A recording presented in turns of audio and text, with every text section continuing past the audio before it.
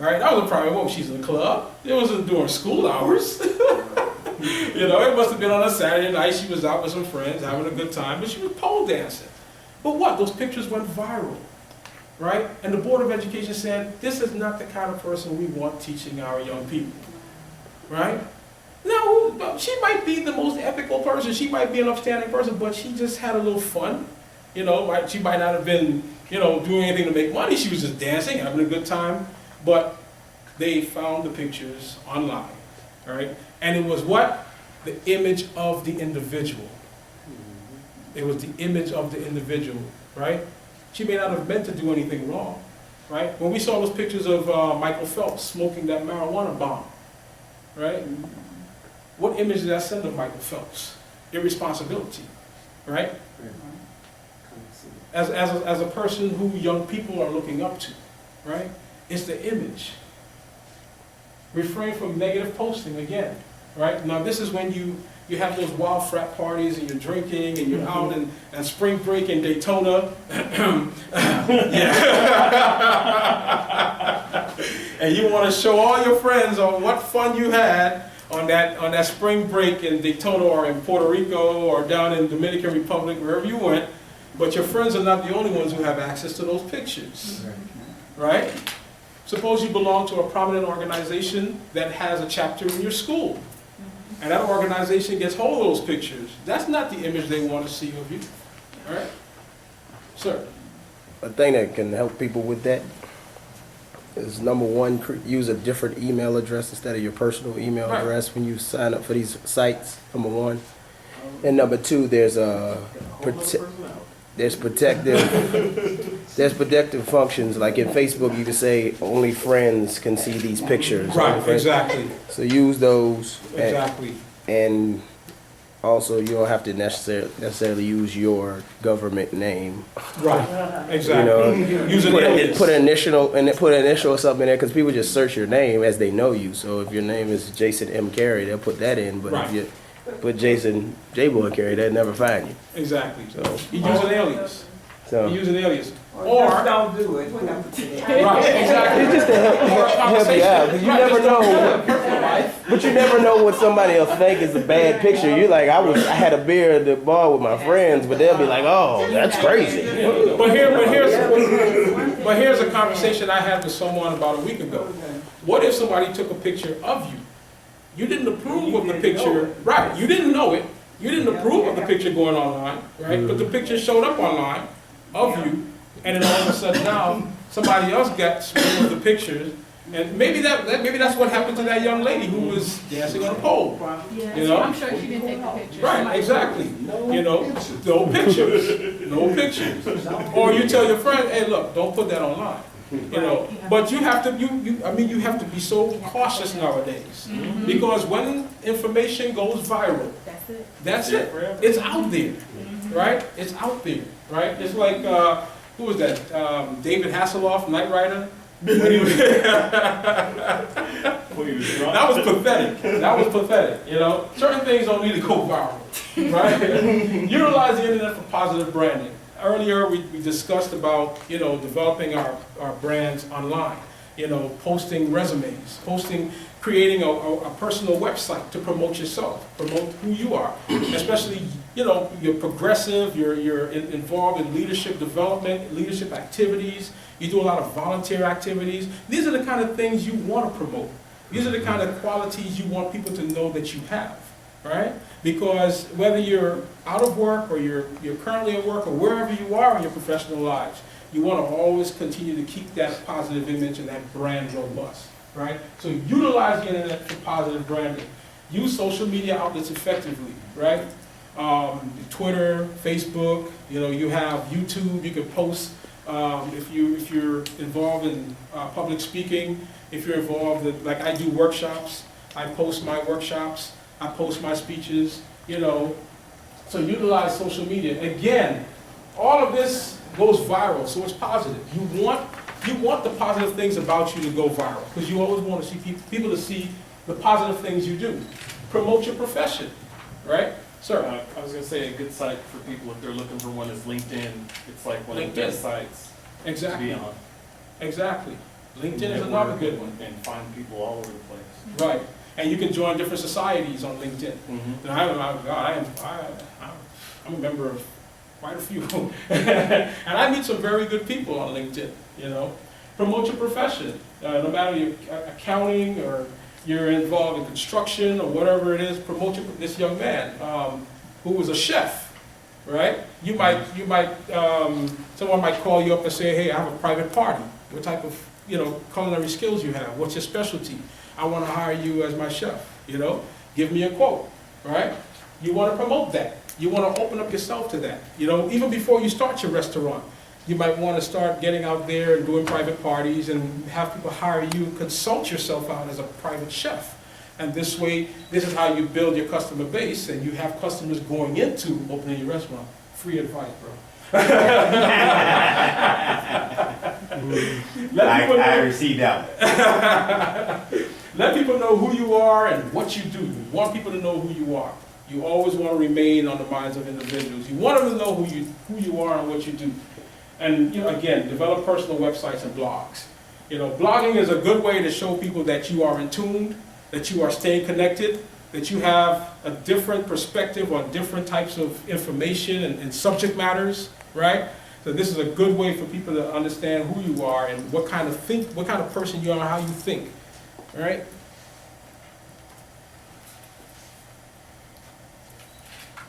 The other part that I included in the book, and then we're going to get to that personal development plan, is a personal SWOT analysis, right? Has anyone done a personal SWOT analysis or a SWOT analysis of any kind here? Right? When you do a SWOT analysis, right, and in business you do a lot of SWOT analysis when you're doing a marketing campaign or you're starting a new business because you want to understand your strengths as an organization or as a corporation. You also want to understand your weaknesses, right? Where are we vulnerable, right? And what areas do we need to strengthen, right? What can we capitalize on, right? And that's your opportunities, right? What's out there in the environment that we can capitalize on, that we can convert to strengths, right? And what are the things in the environment that threaten us, right? What threatens us out there? Advanced technology, new technology. Are we so far behind that we have to spend a whole lot of money now to upgrade so that we can keep our customers, right? But in a personal SWOT analysis, you pretty much do the same thing, right? But when you're identifying your strengths, you're not identifying your strength as an organization, you're identifying your strength as an individual, right? You're identifying those personal strengths. What are you good at? What are you best at, right? We're all good at things, right? We're all good at several things. Some of us are good with our hands. Some of us are good with math. We're good with numbers, right? We're good with writing. We're good with speaking, right? We're good with communication. We're good. We all have strengths, just as we have weaknesses, right? Now, I don't want anybody to say, no, I ain't weak at nothing. I'm strong in everything. No, we're not strong with everything because we all have weaknesses. We all have things about us that we can strengthen, right? So you have to identify your weaknesses and be honest. Be honest. If you're looking to improve yourself, you have to be honest about the things you're weak at, right? Opportunities. What do you see as an influence or opportunity to improve your brand? What can you capitalize on, all right? I can capitalize on maybe if I learn this new software program, maybe it'll make me more valuable in my position. It'll basically make my department keep an eye out for me for that next promotion. These are things in our environment that we can capitalize on, right? The opportunities that are out there, right? And what threatens our brand? What threatens our brand? My relationships, the networks I keep, the friendships I keep, my associations with certain individuals. The old saying, then I need to find a path so that I don't waste money, right?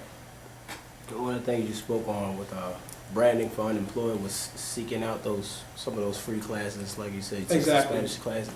That's something that students tend to not do Right. because they're like, I'm already in class. Right. But I think there's some opportunities, some branches off of that core coursework that you can pick up from those classes as well, that you might Exactly. pick up at a library or something. So I think it's something that can be added to the branding for college students as well as others. Exactly.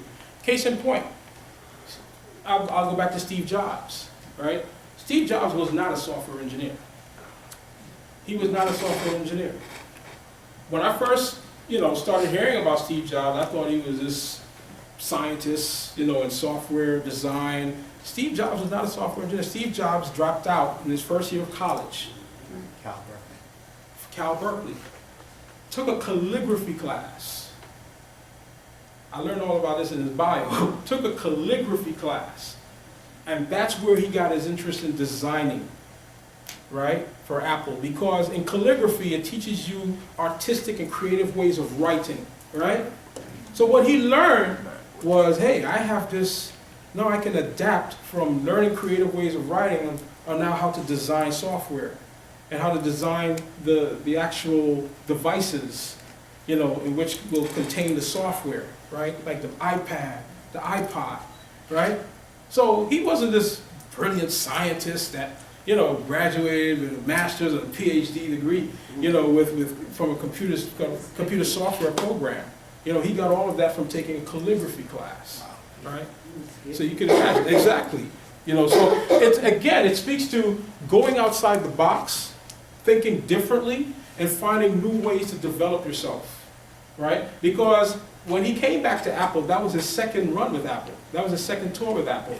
And that's after he had discovered, that new way of doing things, right? Because it opened up his mind now. When he came back to Apple, he was even more dangerous than he was the first time around. He was more creative.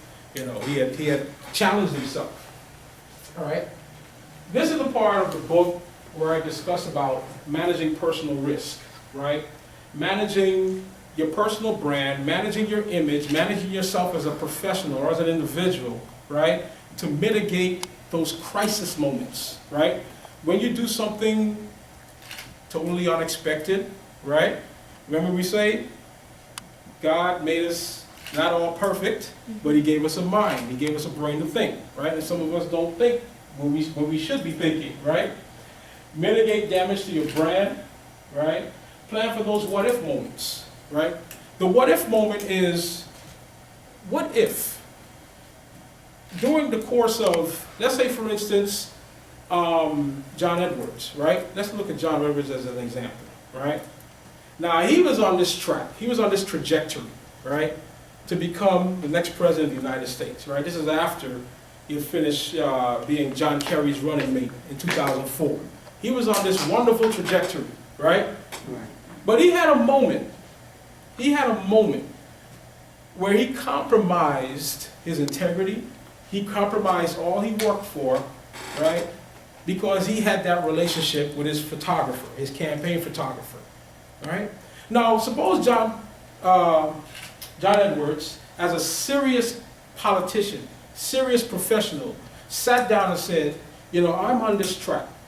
I'm coming into contact with all sorts of people that can damage me, that can create a crisis for me, right? That's right. What if I slipped up? What if I did this? What if I made this bad decision, right? We have individuals that are in positions every day. Look into your folders. And I want you to pull out, there's a copy on corruption, sentence near end. And this was a case that it happened a while back. Former Georgia School Superintendent Linda Schrenkel, she siphoned off, I think, $600,000 in federal education money to cover a facelift, right, and to finance a campaign, right, because she was running for governor. Now, why would you think that someone in this position, right, would embezzle? It's embezzlement.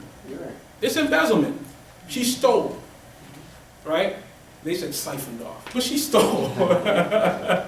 No matter what language you want to use to soften the thing, she stole $600,000, right? Now, you would think that being in this type of position, being in this type of situation, right, you would have the wherewithal in the sense to say, this is wrong. God, but $600,000, anybody would miss it? Yeah. You know, would anybody miss it? You know, because you would think that people in these types of positions are in charge of huge budgets, right? They get all kinds of grants from the state, from the federal government, right? They're in charge of all this money. But just that one moment, just that one slip up, would anybody miss this money? You know? No, I don't need to think that way. I don't need to do that. That's not what I want to do. That's not why I'm in this position, right? It's a what if moment. What if this thought came into my mind? What if I thought that I could get away with it, right? Like OJ said, if I'd done it. You know, prepare for those what if moments.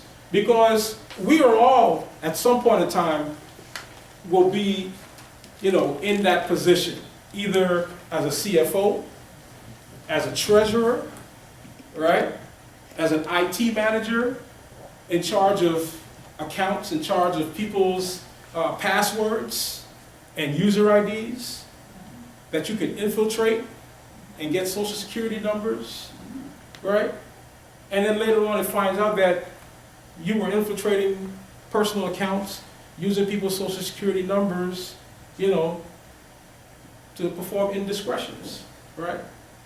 These are all bad decision making, right? Bad decision making, right?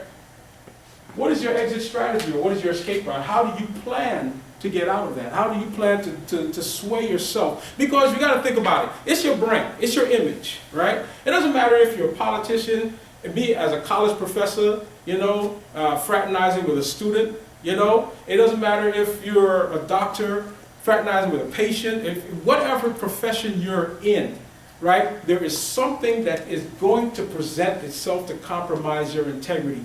You have to be prepared to say no. Right. For the protection of your image and the protection of your brand. And if you are in a position where you think in long-term planning that there's something that might compromise yourself, a pastor of a church, right? Because you're held to a higher standard when you're in a lot of these positions. You're held to a higher standard, and you're not above reproach. But again, you're human, and you're subjected to faults. But how do you say no? How do you reach down inside and say no? But you've got to plan for that, right? You've got to say, okay, I am in this position. Now, I see that there are certain things that present themselves negatively, but I need to be able to say to myself, if this happens, this is the approach I will take, right? This is how I will avoid that crisis to my brand, right? And risk damaging my image, right?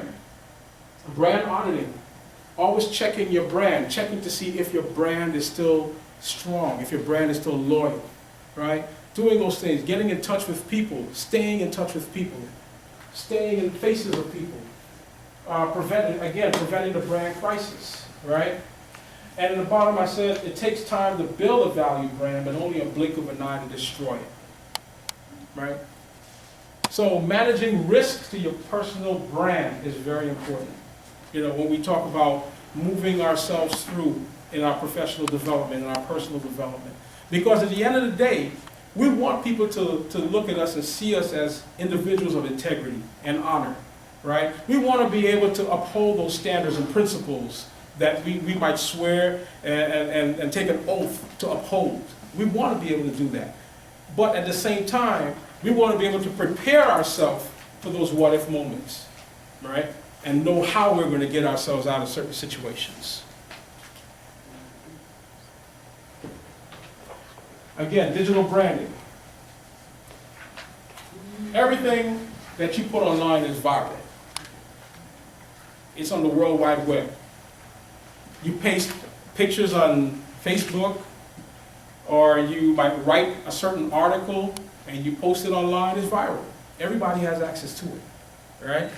Now you find a lot of corporations, before they hire an individual, they will go online. They have certain people within that function or serve in those functions that actually go online to see if they can find you online and to see what kind of image they can find of you online.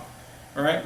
Just about a month ago, I think there was an elementary school teacher who was let go because she was pole dancing in the club. And those pictures were online. Anybody heard about that? Yeah, bits and pieces of it, right. She was pole dancing in the club, right? Now, I mean, that was a private moment. It's a quality customer service. Help your customers solve his or her problem, right? If you have a product or a service that you're selling from the company you own, help that customer solve the problem. If you help your customers solve a problem, they will definitely come back to you because they know you're being loyal to them. You're going out of your way to make sure that you take care of that customer. They will go out of their way to make sure they be loyal to you. And they'll also refer others to you, right? Because you're helping them solve problems. And also being in a competitive environment, there are always competitors out there. So even though if a deal is being offered to that customer, they'll always remember you took that extra step or took that extra minute to take care of them. And they'll definitely come back to you. This gentleman. Just to prove your point on customer relations, I had this student come in the dining hall at Georgia Tech. Right. She comes to that particular dining hall. Right. Not only because of the food, she says it's half of that, Right. but the customer service she gets from all the employees. Right. I mean, they care. I mean, they really are concerned about the students. Mhm. And she said, I would come over there anytime I would move over to closer to that campus to come to that dining hall Exactly. than to go to any other dining hall on the campus. Exactly. And which proves that it's not the product, it's your smile, your Mm-hmm. How you treat people. how you treat people. That experience. Yeah. Right? It's that image, that brand.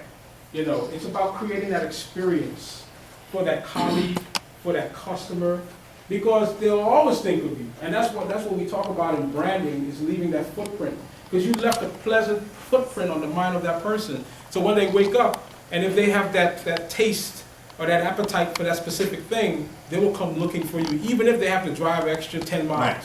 they'll come looking for you. Right? Please sell, market reliable products and service. Right? If you say your product does something, let it do that thing that you said it does. Right? If you have a good, reliable service and good, reliable products, right, you will always have your customers, you will always grow your customer base. Because again, it goes back to being honorable and it goes back to having integrity, right? And when you market and you sell reliable products and service. Because the one thing you don't want to do is to sell bad service to a customer, right? You don't want to create that brand for yourself. You don't want to have that image for yourself and your business, right? Create special experiences. We talk about creating special experiences for your customer. Being honest, right? Being honest with your customer. Conduct frequent customer service. Always check in with your client. Always check in with your customers. Even if you haven't seen them in a while, create a database, right? We have what's called constant contact. You can keep in contact with customers and clients.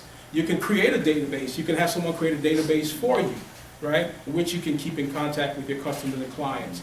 If you can be a little bit savvy, develop a newsletter, so you're always updating your clients on when you have new products out, when you have a new service line out, and you're always keeping in contact with them. Again, having them always on your mind, is what you need to have. I have a question because I recently started receiving, it's a children boutique type Right. store. How do they, I guess I use the credit card or debit card or something, and I didn't sign up to have them to start sending me this catalog, but now I'm getting it. Right. It's like, But usually when you use a credit card, that's how they. some companies, they'll sell your information, and other companies, other organizations get your information, so they start marketing to you, And sometimes if you use your email address, like if you go to Starbucks, they'll ask you for your email That address. part, I understand the Right. email, but I know I didn't do an email or Right, anything. exactly. All I did was probably use a card. Right, And now I'm getting a because I just was going like a one-time. But Exactly. now They think I'm one of their customers. They call me back, 'cause they keep- And who knows, by implementing or employing that strategy, you might become a customer of theirs. And that's what they're hoping for, actually they're reaching out to you, right? And you might think, okay, they're bombarding me with all this information. I didn't ask for them to contact me, but you Yeah, know. they send a couple of coupons, 40% off. Exactly, and you might look at it and say, you know what, I just might take this offer, right? Check that. So No, your address is connected to your credit card information when you swipe? When you swipe, right, not your address information, but your name and your credit card information. Okay. Right, exactly. It's an old process called, used to call it data mining. I don't know if they still call it data mining, but it's data that company collects. Like if you go to Walmart, and you use your credit card, it goes into a database, you know, so they're able to actually contact you, you know, when your name pulls up or whatever, they might ask you for your email address or your phone number, you know, but they're able to send you information, personal discounts and those kind of things, you know, when they come out with it. Okay. Yeah.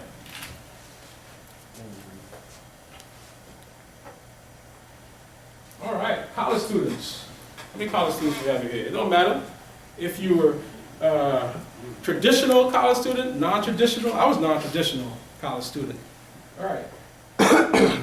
College students should always be thinking about branding. Why? Why should college students always be thinking about branding?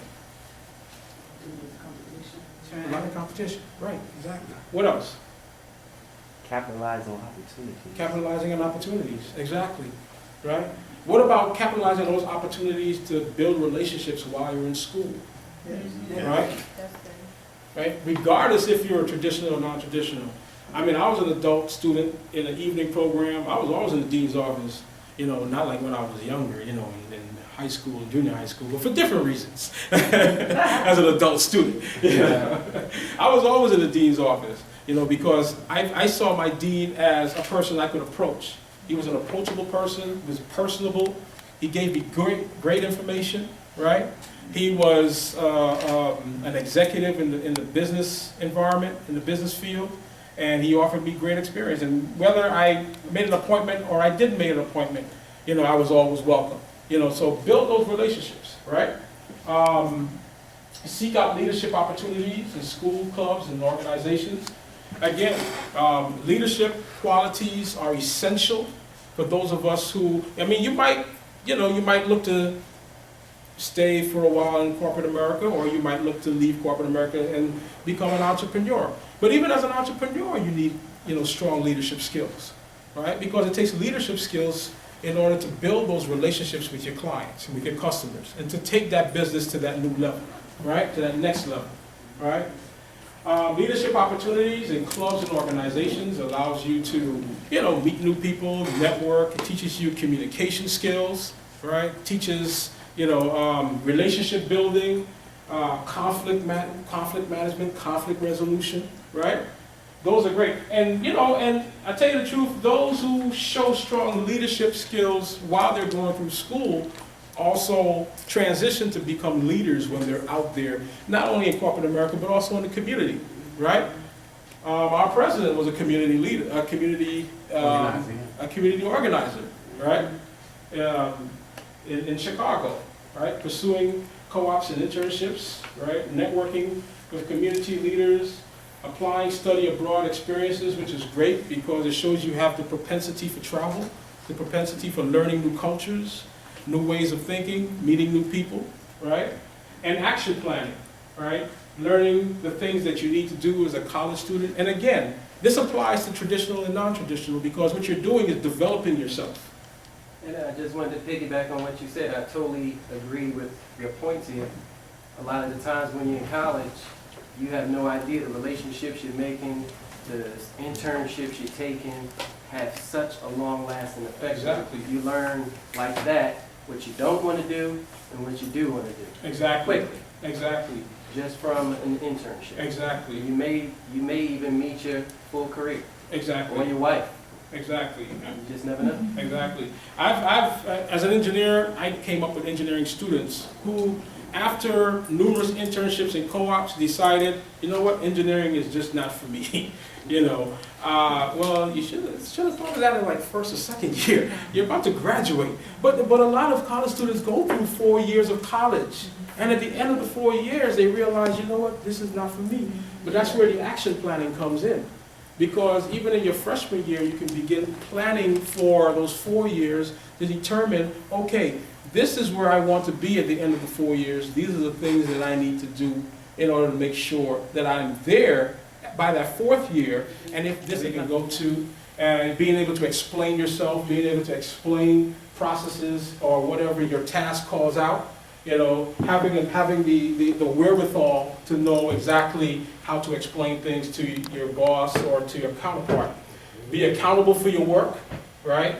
Uphold personal standards. Step outside your comfort zone, right? Now, I've spoken to about a few people this week who called me and they said, hey, you know, I'm stuck in my position. I want to go, you know, I want to move up. I want to do other things. I want to go elsewhere in this company. I just don't know what to do. I said, well, how long have you been there? They told me at different times, right? So what are you doing to actually show, you know, your bosses or your corporate leads that, you know, you're willing to move up, you're willing to do other things? Well, yeah, I don't really want to learn that. I don't really want to do that. You know, I just like what I'm doing, but I just want to do something else. Well, if you want to do something else, you got to open up your mind. You have to go outside the box. You have to be the exception, right? Corporations want to find those exceptional people. They want to find those who see themselves as exceptional people. And we talked about confidence. Having confidence in who you are, having confidence in your abilities, right? Because being the exceptional person, meaning you're doing the exceptional things to stand out and be recognized. And that's what branding is all about.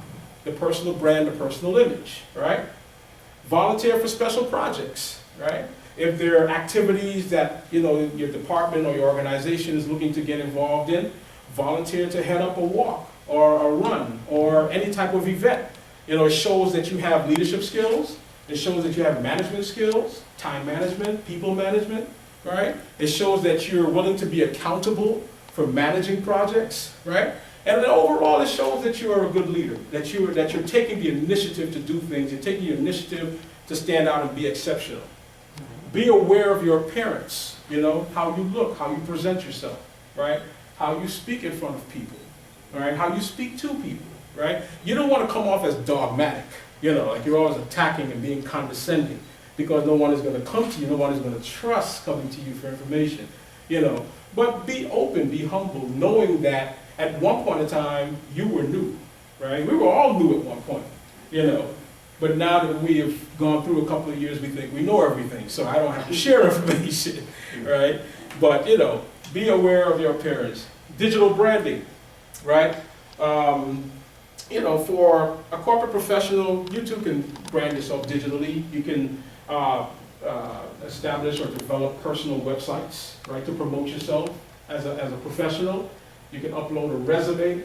For those who are, I know we're going to get to the branding for unemployed in a minute, but if you're looking to market yourself, even if you're, you know, if you're in a position that you like, but you still want to keep your, you know, your opportunities open, you know, you brand yourself digitally. Open up a Facebook page that promotes you, your work, what you do, your strengths, any papers you've written, right? And anything else you think that would help you, help your image as a professional. And continuous improvement. Again, keep up with knowledge, keep up with the things that change, keep up with the environment, things that change in the environment, keep up with new processes, learn new things. One thing I did when I was recently got back into corporate America, but I was out of work for 2 years, and the one thing I did when I was out of work, I wrote this book, and I started taking Spanish classes, you know. But, you know, it kept me busy, and it opened up, you know, it opened myself up to a whole new world of different things, you know. So always look to continuously improve yourself. Always look to be better tomorrow than you were today, and continuously enhancing yourself. Can you speak a little bit on that? When you said you was unemployed, how Mhm. can an unemployed, do you have a section for that too? Yes, I have a- Market themselves. Right here, right? Brandon for Oh, you unemployed. flipped it. Yeah. Oh, yeah. Oh, well. That's okay, that's okay. Well, when I was out of work for over 2 years. I was downsized in 2009. And I'm sorry, I didn't, give a little bio at the beginning, but I was downsized for about 2 years and 2 months, all right? I And- agree on that too. Yeah, exactly. And the one thing that I did when I was out of work, I said, you know what? You got all these skills, right? You have all these experiences. You are marketable, right? You have something to offer, right? The market is tough, right? 7.2 million people laid off from December 2007 to the beginning or the middle of 2010, right? Adding to an already, bad unemployment market, right? So the one thing I did was, again, I decided to write this book. And the book came about from material I was gathering and researching when I wanted to do workshops on personal branding in conjunction with my business planning consulting business, right? So it led me to other things like volunteering in organizations. I did some volunteer work, did some strategic planning, some business planning. It wasn't a paid position, but it kept me busy, right? It helped me to transition from being an engineer now to being a business process person, helping nonprofit organizations develop their business planning, develop their strategy, and helping them to move forward while I was developing myself, right? So seek volunteer opportunities to learn new skills and strengthen existing skills, right? Because we all have skills. We just have to know how to identify those skills that we have, right? And be able to market it, right? Locate teaching opportunities, right? For those who they have a certain level of education, and if they're able to acquire an opportunity teaching at a university, right? Teach at a university, or if you are a master certificate skilled individual and you have a certain level of education in that area, you can teach at a technical school, right? It helps you to get in front of people. It helps you to, show someone what you already know, right? And to pass on knowledge and information, right?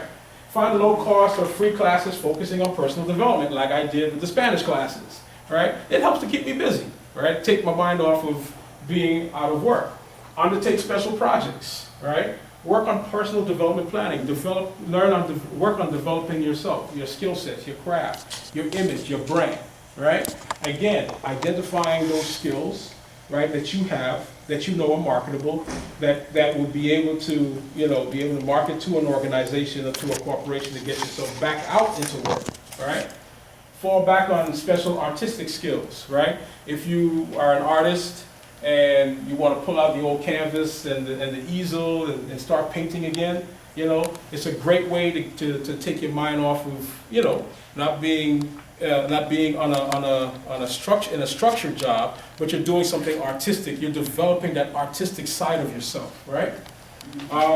Be entrepreneurial, right? It's a great time. A lot of people start businesses when they get downsized, right? Because a lot of individuals have, like I said, you have skills, you have marketable skills. It's just knowing how to identify, how to pull that out of you, right? And while you're not finding work, you can do something entrepreneurial for yourself in order to generate income for yourself at that time, right? And personal health management, great time. Hey, I was in the gym, I lost 25 pounds, and I'm still losing weight. It might not look like that, but I am losing weight. I have lost weight. And it's a great time to get in the gym and to work out and to, to exercise and to get your mind focused. It's all about taking your mind off of not being employed and dealing with the stress of trying to find work, right? While you get in touch with yourself, knowing who you are as an individual is very important. Any questions? Any other questions? Comments? All right. Entrepreneurs. How many entrepreneurs we have in here? All right, we got a lot of entrepreneurs in here, right? Quality customer service. right? How many of us believe in quality customer service? Because without quality customer service, what do you have? No business. No business. You have no customers. I'm paying attention to your customers, the customer relations management, right? There's nothing a customer hates than when they're trying to get in touch with you or they come into you at a certain moment and you have some sort of baggage hanging over you from earlier in the day or from the previous day, and you just take it out on the customer. That customer goes away and never comes back. You know, they say it costs more to get a customer than it does to keep an existing. A professional, world-class athlete like Marion Jones, a recognizable face, recognizable brand, right? Corporations were just standing behind this young lady to endorse her, to sponsor her, because she was going to be the next Flo Jo, the next Evelyn Ashford. She was going to be the next big it, right? And after winning 5 medals, 3 golds, a bronze, and a silver, she had made her case to be a top-class world athlete. But then later on, found out that she was involved in doping, right? And that's understandable because a lot of athletes have been found guilty for doping. And why? Because they need to have that competitive edge. It's a competitive field. But why would Marion Jones and her husband get involved in forging bad checks? Bad decision making, poor decision making, right? Not realizing the importance that you have and the accountability that you have, right, as being a major brand.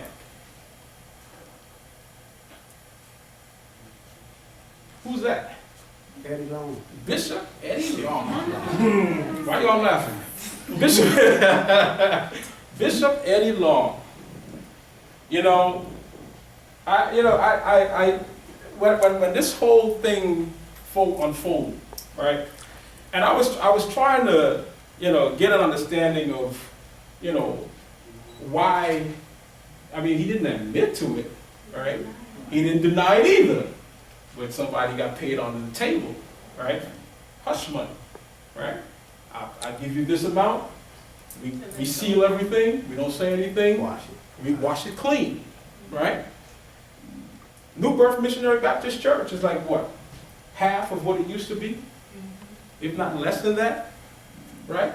He was the face of New Birth Missionary Baptist Church, right? He was the face of Baptist Christians here in Atlanta, if not worldwide, because New Birth was viewed in South Africa, in parts of Africa, parts of the Caribbean, right?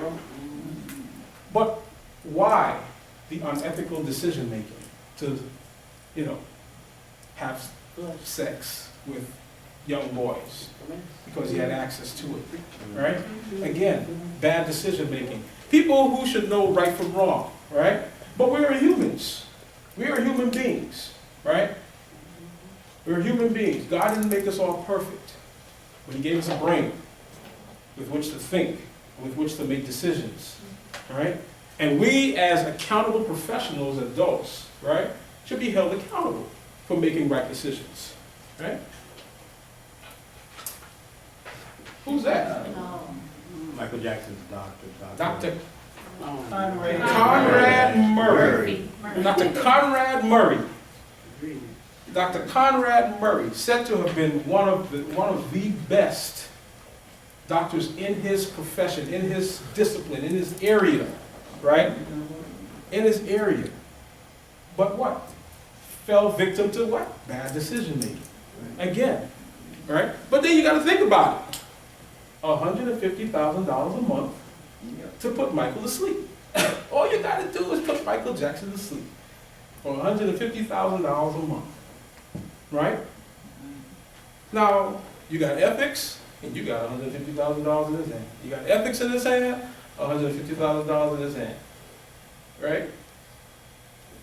But then again, you have to think, at what point, where is the threshold between good decision making and bad decision making that causes a crisis to your image, that takes you down? Because he's been stripped from every professional license, certification, designation, cannot practice medicine ever again, unless he's running a little chop shop behind his house that nobody knows about. But this was once a well-respected doctor, right? A well-respected doctor. But now what? Because of bad choice. He knew what he was doing was wrong. Because that propofol should not have been used outside of the operating room. It should not have been used. He took an oath as a professional doctor. When you belong to professional organizations, I belong to several. You take an oath to your code of ethics to do the right thing, to perform ethically, right? As a member of this organization, as a representative of your profession. But he didn't. Greed, money, bad decision making, again. Now in my book, I outlined 7 things that individuals can do in order to develop and enhance their personal brand, right? The first thing that I highlighted in the book was education, right? We all know the importance of education. We all know the importance of developing ourselves as human beings, developing our minds, developing our professions, right? Whether you're an entrepreneur, whether you're a corporate professional, right? It always looks good upon you if you're continuously learning and developing, right? You should never ever strive to stay at one level all of the time, right? As time passes, always look to develop yourself, enhance your skills, because it looks good. It helps to create and develop that brand, right? Because individuals look upon you as someone who's willing to learn, willing to develop, someone who's promotable, right? If you are a business owner, new technology come out, right? And especially if you're an entrepreneur and you're a sole proprietor running a business, right? And many of us are sole proprietors running LLCs and small businesses, right? New technologies come out, new processes come out, new ways of doing things, right? I just had a conversation tonight about social media, how I need to, be doing more as an entrepreneur myself, right? Being educated, and opening yourself to educating and feeding the mind. It doesn't have to be formal education, where you're sitting at, you register and enroll in a school or anything like that. But just as you're learning and developing and growing your mind and your craft, right? Personal development planning, I want to come back to that because I have a separate handout for that, and I really want to discuss that with you. So we're going to come back to personal development planning. Building confidence in yourself. How important is confidence? How important is it for you to have confidence in who you are? Right? It's very important, right? Because if you don't have confidence in yourself, who do you expect to have confidence in you? Right? If you are an entrepreneur, but one thing, when you talk about, I want to be a businessman, I want to open up a business, I want to start a business. Well, what is it about entrepreneurship and being a sole proprietor? You have to learn how to speak with people, right? Because you are the business owner, you're the marketer, you're the receptionist, you're the person in the mailroom, you're handling everything. You're handling every facet of a small business, right? And in a lot of cases, if you can't afford it, you're updating your own websites, right? But in my case, I said, look, I leave that to somebody. I let them do that. I harass them, But building confidence in yourself, having confidence in who you are as a person, knowing your limitations and knowing your strengths, knowing your capabilities, right? Knowing where you can reach and how far you can go as an individual. Honor and integrity, right? Goes a long way. An honorable person always has strength in their brand, right? Always commands loyalty from those who are in their realm, who they're interacting with, right? Because if you're not an honorable person, if you're not a person of integrity, people do not wish to deal with you because they can't trust you. And when folks can't trust you, then it's a lost case, right? Again, accountability, being accountable, knowing when you're wrong, admitting you're wrong, knowing when something is not going right, identifying it, and not blaming someone else for what has gone wrong, right? But knowing and say, hey, look, you know what? This is what we had planned to do, but it didn't go right. So I'm going to take the responsible route, and I'm going to hold myself accountable, right? Knowing it looks honorable when you stand up and you take, the heat for something, or you take accountable actions for yourself and accountable actions for those, right? Commitment, right? If you're committed to something, you see it from beginning to end, right? Staying committed, being committed.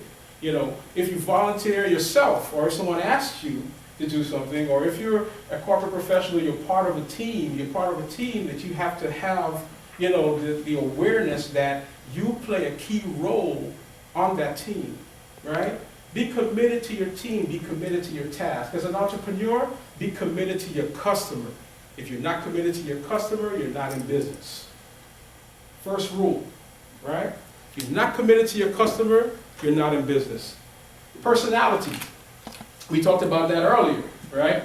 Having a robust personality, having a vibrant personality. Being the kind of individual everyone wants to be around, right? Being the kind of person that is willing to teach, right? And also willing to learn and open to learning new things, right? The personality, it goes a long way, having a positive attitude and also being the kind of individual that people gravitate to, right? Now, branding for corporate professionals, all right? For those of you who are in the corporate environment, knowing your stuff is always good. You know, having the knowledge that people come to you and trust in you as being the person. The guilt by association, or people judge you. Flock together. Yeah, birds of a feather flock together. People judge you. Yeah, exactly. People judge you by the company you keep, right? So, you know who your company is, know who your friends are, know who your associations are, know what's in your environment that can threaten your brand, right? The SWOT analysis is very important in developing your personal development plan, because you definitely want to capitalize on identifying all of these things, right? So you can understand wholly what it is you need to do when you're on that track to developing yourself personally. Right? Okay, now the handout that I created is a separate handout. It's called the Personal Development Plan.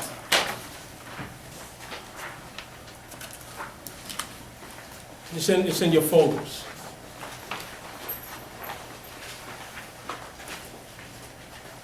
Now, with any plan, whether it's a business plan, whether it's a marketing plan, what you're doing is that you're planning for yourself, you're planning for growth, you're planning for development, right? You're creating a plan as a roadmap, right, to guide you along your way in your development, right? You know the old adage, there's another saying, if you fail to plan, plan to fail, right? Because some of us go through life without planning. We go through life, we go from one day to the next, not knowing how we're going to get from day one to day two. We happen to appear on day two, we don't know how we got there, but we're here. Now we're here, we got to get to day three, we don't know how we're going to get to day three, but we get to day three. But we just don't plan along the way, right? Now, the personal development plan is, this framework I put together is part of the whole personal branding development scheme, right? And it looks at several things that will help you in developing a plan for your personal development. It looks at a vision statement, right? Creating a vision statement. Where you want to be 5 years from now? Where do you want to be 10 years from now, right? Because we're all developing, right? We're all, no matter where we are in life, we're all developing because we want to be different, we want to be better, right? We want to be more efficient, more effective at what we do, right? We're developing, right? So where do we see ourselves, 5, 10 years from now, right? You can start off in the short term, right? 6 months, 0 to 6 months in the short term, or 6 months, 6 to 12 months in the short term, right? Or you can start off in the intermediate term, right? From a year to 3 years. Where do you see yourself a year to 3 years from now, right? Now, when I discuss long-term planning with individuals, some people will say, man, I don't even know if I'm going to be alive tomorrow. But what if you are alive tomorrow? What if you wake up tomorrow and you're alive and you're like, oh wow, I didn't die, I am here. Well, what do I have planned for today? Well, you didn't plan yesterday, right? But, long-term planning is always good because you always want to know where you're going to be, within a certain period of time, right? Whether you're developing yourself educationally, academically, professionally, in your personal lives, husbands and wives do it as partners in a marriage. They do it. They incorporate financial planning, all sorts of planning. The other thing is values, knowing exactly what you value as an individual, right?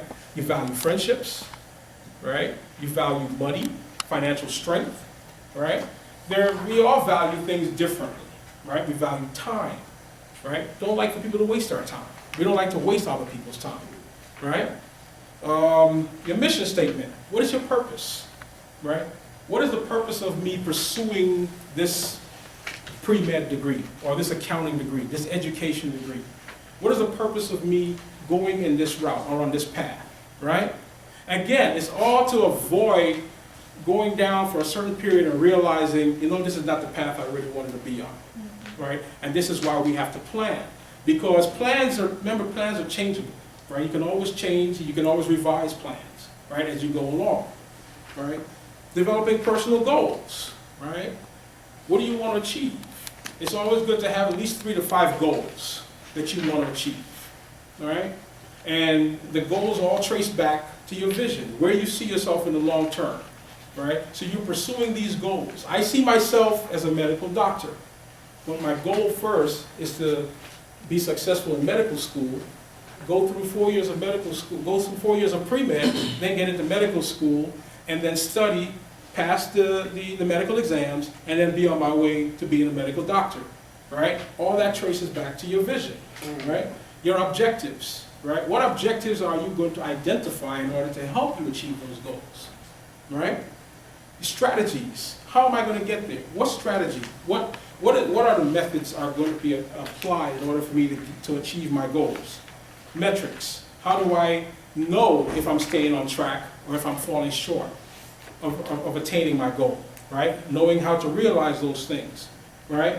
And again, the personal SWOT analysis, right? We talk about developing an identity or identifying our strengths, our weaknesses, our opportunities and threats, right? To create that analysis to determine what those things are. And your personal risk management, right? Again, we talk about risk, preventing the crisis, preventing the damage to your brand, all right? Because the thing you want to do is always to continue managing your image and managing yourself as a professional, right? So this personal development plan is actually a framework that's included in the book, but I'm developing it into a workbook. So it is a standalone workbook that anyone can use in order to put together a personal development plan. For instance, what do you do? Well, I'm a cook at Publix, and Okay. a budding entrepreneur as well as an engineering student in electrical. Okay, double E. Where? GPC and the RETP program to hopefully transfer to tech.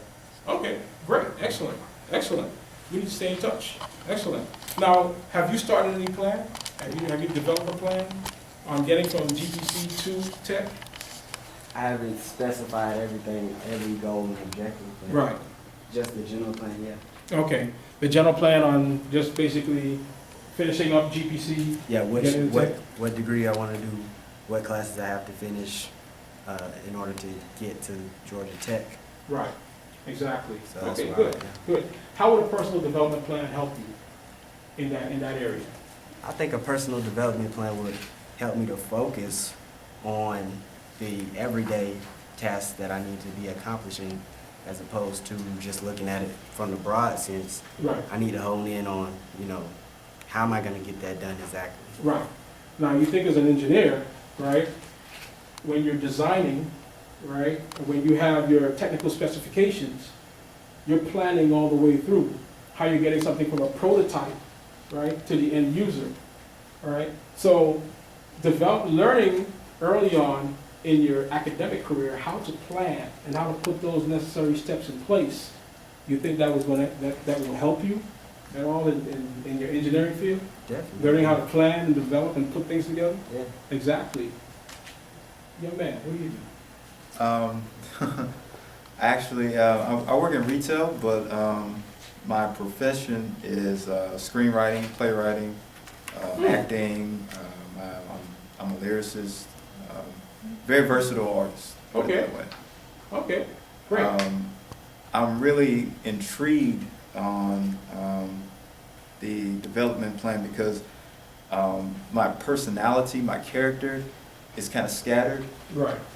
and I needed to definitely find a way in order to lead me in the right directions. Right. Trying to figure out if going to the military has anything to benefit me. Military lyricist.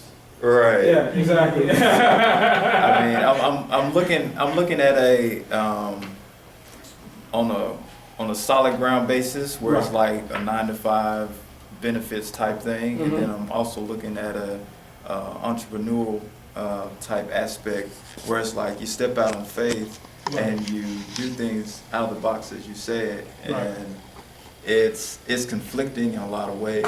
So like I said, I'm very interested in seeing how this development plan can help me better focus on the path that I need to go. Right, exactly, exactly. Anybody else? Any education majors in the house? Oh, it's your lady right here. Hi, education major, recent graduate. I work at a daycare, but I want to go back to school, but I was one of those, I was an education major all through school, but now I'm like, I don't think I want to do that anymore. I want to go back for school counseling, but I'm not sure. Now I'm stuck with, do I just want to just go get my master's in education and finish it up, or switch to school counseling? So the plan would help me figure out what I want to do, take the next step to furthering my education. Right. And being on track with that, getting that done instead of waiting and being hesitant and postponing it. Exactly. Because what you want to do, in this gentleman's case, in your case, what you want to do is to develop those goals, right? Goals should be attainable. They should be measurable, right? They should be realistic, right? Because when you develop those goals, you want to track now, right? Because you're going to actually take the necessary versus Sprite. You know, Fuzi, we have the health juices now, the health beverages, right? All of these different brands, right? But Coca-Cola is one recognizable brand. It's a global brand. You see it everywhere, right? It's recognizable. It has strength, right? Tropicana, orange juice, right? You see it everywhere. It has strength. Delta, as I mentioned. The Apple, iPod, iPad, right? The iPhone. Steve Jobs was the face of Apple, right? And when Steve Jobs came out with a new product, he always stood there with his jeans and his black turtleneck sweater, and he was promoting and marketing that new product, right? Apple sells. Apple is a robust brand, right? People love Apple because they can identify with the products, right? And the services. Walmart, always low prices, always. One thing you can expect when you go to Walmart, you can find a variety of things that piques your interest, right? At a low price, right? For those who like to save. GE, General Electric, right? A lot of the electronic products we use that are manufactured by GE. Microsoft. I mean, for all of us, we at some point have used either Word or Excel or Access or any one of the Microsoft products. We've used their operating systems, 2007, 2000, you know, XP, right? Microsoft is a giant in the software industry. Now let's look at some personal brands. Oprah Winfrey, right? First woman to be worth what? $1 billion, right? She is a media giant in her own right, has her own network, right? Donald Trump. No matter what you think of Donald Trump, no matter what you think of Donald Trump is a strong brand. Donald Trump can put his name on anything, and it sells. Donald Trump can put his name to anything, and people will tune in, right? It doesn't matter what. Donald Trump has even gotten into professional wrestling, you know, because that's how strong of an image Donald Trump is. Jay-Z, right? Went from being a drug dealer in Brooklyn, New York, to being a multi-million-dollar entrepreneur, right? Variety of products, cologne, clothing, his record business, and he's got the baddest girl in the business. So that's not a bad deal. But Jay-Z is a brand, right? Jay-Z is now, what is, I forgot what percentage he owns in the New Jersey Nets, which they're moving to New York. 40%, right. And that, now he's part ownership of a national basketball team. So, you know, we look at personal brands. Sir Richard Branson of Virgin Airlines, right? Right, exactly. And you know, it's amazing because sometimes, for those of us, the way we think, the way we identify individuals with services and with products, we would purchase a product or a service because of the people who they're identified with, right? And that's why corporations turn to athletes to promote their products. Michael Jordan in sneakers, Kobe Bryant in sneakers, and all the other athletes that endorse different products. We will buy the product because why? We have that affinity for that athlete, that brand that connects the personal with the corporate, right? Steve Jobs, as I mentioned before, right, with Apple. Right. So that is a comparison between corporate brands and personal brands. Just to show you how individuals can become strong brands. We too can be, you know, we can be brand savvy in how we market our image, how we promote our image. You don't need to be an Oprah Winfrey or a Barack Obama to have a strong brand. You can be an everyday individual working hard to do what you do. But as long as you work on being that person, that person that we saw in that first slide, when we looked on that column with all the positive characteristics that creates that positive brand, that is the type of image that people want to identify with and be loyal to, right? Look like you have a question. No? All right, let's look at damaged personal brands. Who's that? Governor Illinois,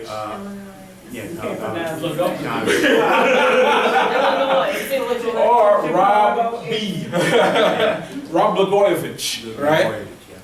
Found guilty of selling the Senate seat vacated by Barack Obama, right?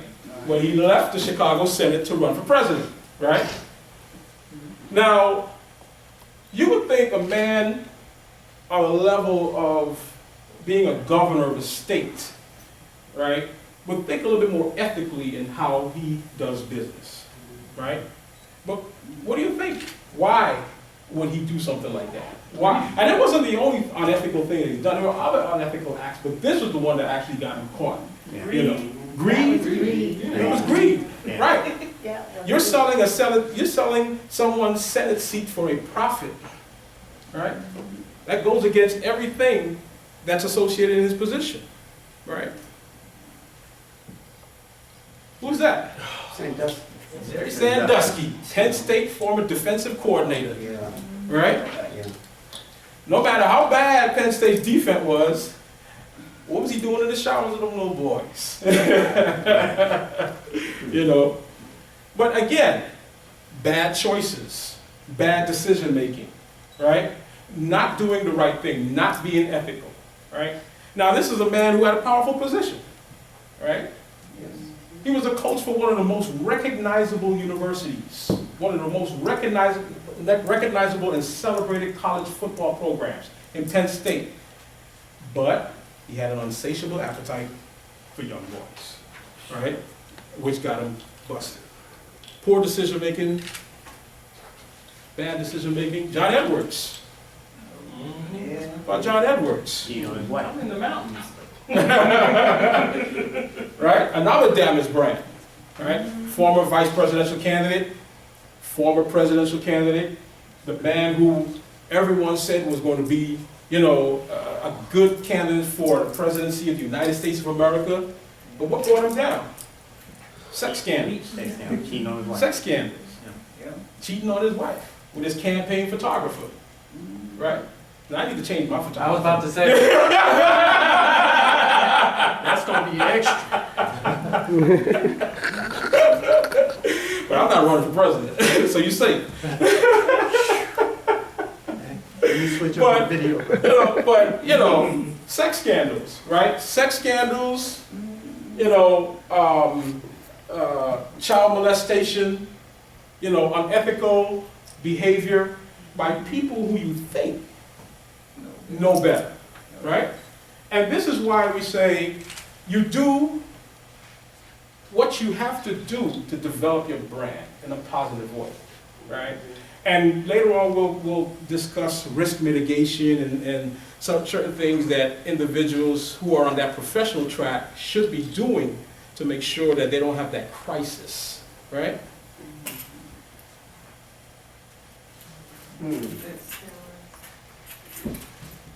What we have there? Is that Percy? No, No. that's, what's his name? The Drive for Five. The Drive for Five. I forget. The 5 gold medals. Gail. No, not Gail. It's not Gail, it's,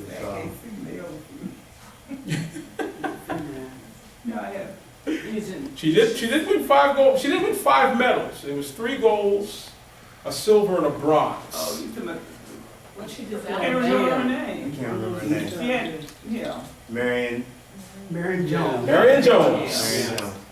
Marion Jones. All right? But what did she get involved in? What brought her down? It wasn't just the steroids. Lying and what else? Forging bad checks. Forging bad checks. Forging bad checks. Now, yes, forging bad checks. She and her husband were caught, tried, found guilty for forging bad checks. And thank you for coming out.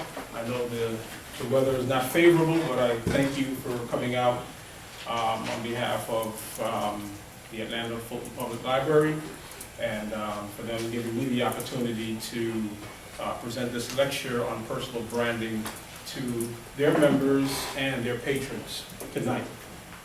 The lecture this evening is on a subject that I'm sure all of you have heard of somewhat, or quite familiar with, or maybe you've never heard of personal branding.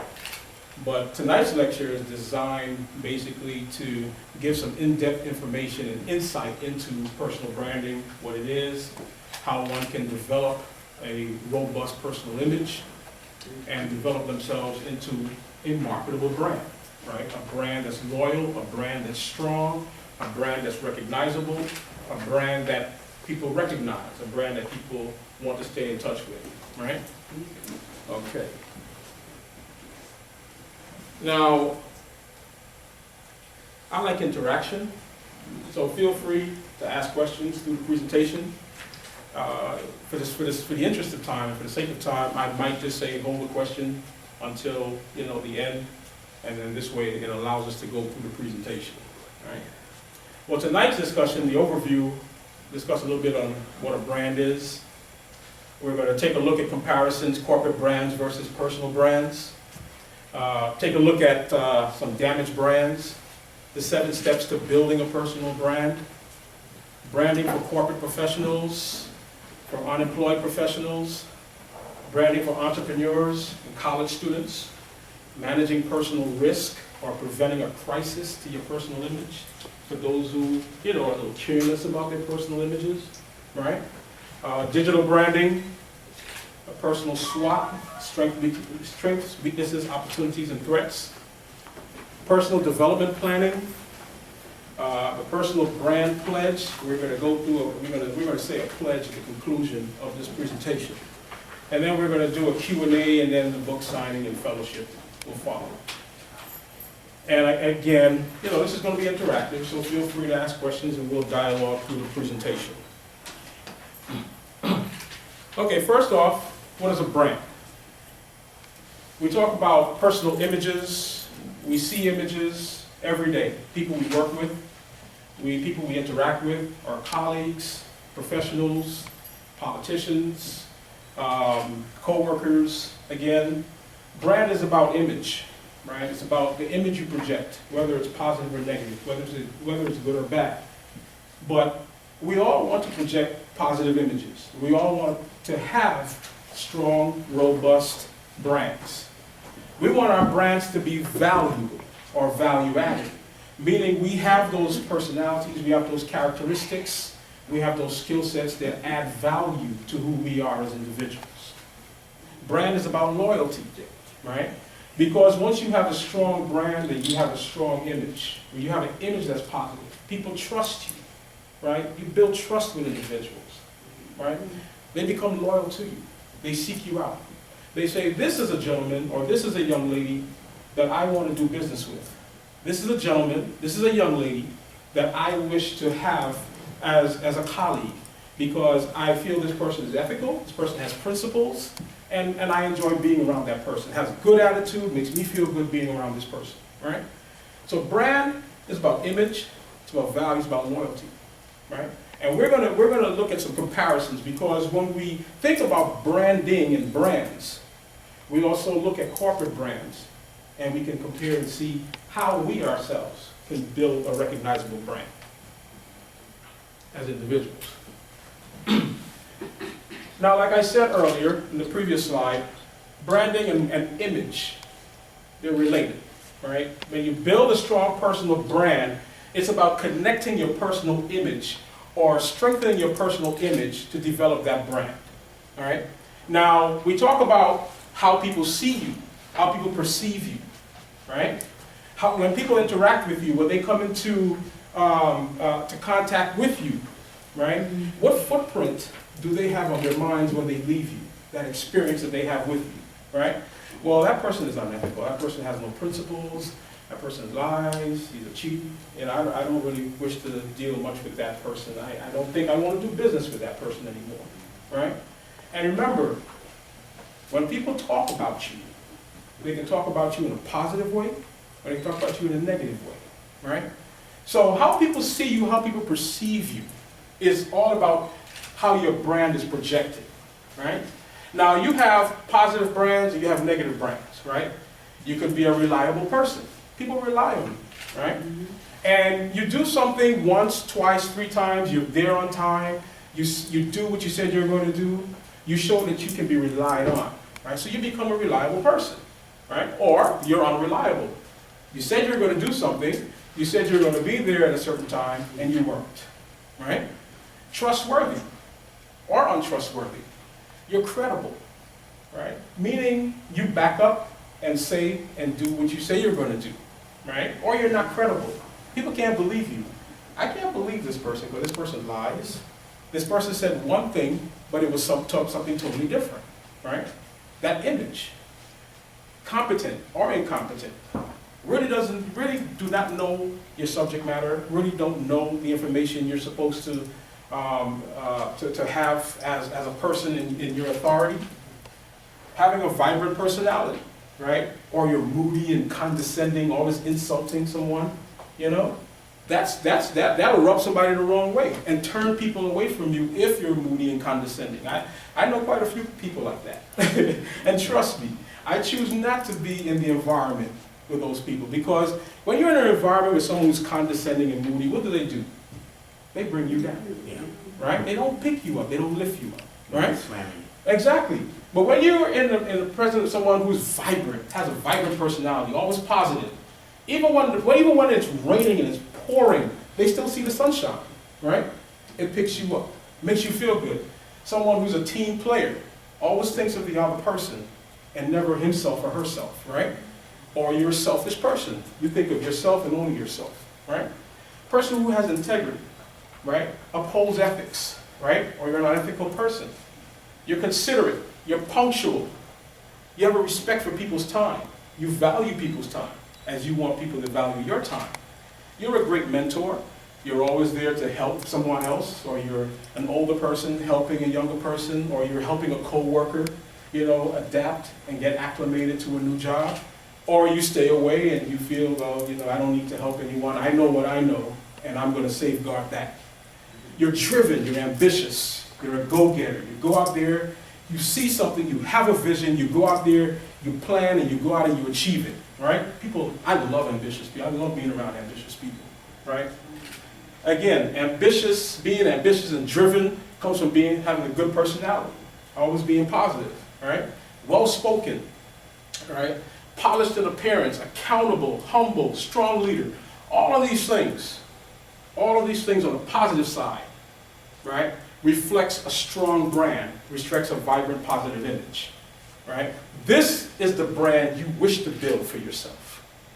This is the brand you do not wish to build for yourself. Especially if you are a corporate professional looking to move up in corporate America, or you're a part of an organization looking to move up in that organization, or you are the face of that organization, you're looking to build membership, you're looking to bring in business. If people see this type of brand, this type of image, right, that's going to drive people away because they do not wish to be a part of that. But if you're building a strong personal image, then you're going to be building a strong, robust brand, right? Any questions? Comments? Okay. Now, again, I spoke about the comparison about between corporate brands and personal brands, right?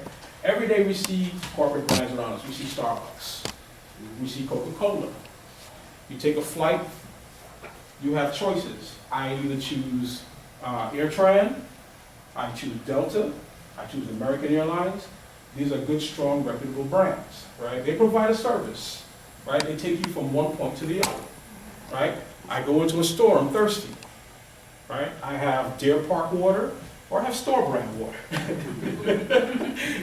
Or you might want Avion, you know, but you have different brands of water, right? And it depends upon the experience you have with that water, right? Or that beverage, Coca-Cola versus Pepsi. And send me your information. Is that information in here? Yes, ma'am. It's in the presentation. It's in the last page of the presentation. And it's also in the professional development plan, the personal development plan. My website is focused on a brand new you, taking ownership of your personal brand. Focuses on individuals developing themselves as brands to improve their personal self-images. For those who are corporate professionals, entrepreneurs, college students, retirees, or those who are looking to re-enter the workforce, this is an opportunity for them to sit in a workshop and a lecture discussing the importance of developing a personal brand. George Orange. All right. Hey there, George. What did you think of Austin Thompson's A Brand New Year? Mr. Thompson's, his presentation was awesome. I definitely learned things that I hadn't even considered in all my years in Atlanta. All right. What thing in particular stands out for you? What stood out the most to me was the slide where he talked about making the right decisions, how one decision can have an everlasting effect on your brand and what you represent, your product, your reputation, so to speak, how it all coincides with everything that you do. All right.